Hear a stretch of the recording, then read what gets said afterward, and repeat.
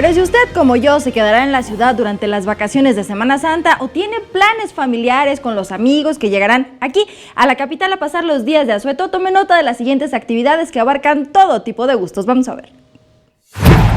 Iniciaron las vacaciones de Semana Santa y con ello el éxodo de capitalinos a diversas partes del país. Pero también se reciben a miles de visitantes nacionales y extranjeros que buscan pasear en los sitios más emblemáticos de la capital. Para quienes se quedan, también es una opción para salir de paseo con la familia, ya que se cuenta con una diversidad de opciones turísticas para visitar. Culturalmente, la capital cuenta con una agenda de conciertos en espacios públicos, más de 100 museos, galerías y exposiciones. Y qué mejor que un capitalino lo invite a visitar la ciudad. Pues podría ser aquí varios lugares como lo que es Chapultepec, Bellas Artes, la Torre Latino, el Centro Histórico. Tenemos lo que es Six Flags, tenemos muchos museos que pueden estar viniendo a visitar.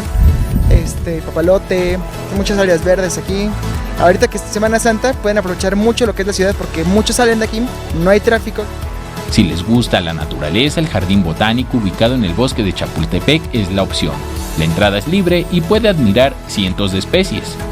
Otro de los lugares más emblemáticos para el turismo es Xochimilco, no solo por sus trajineras, sino por su riqueza gastronómica.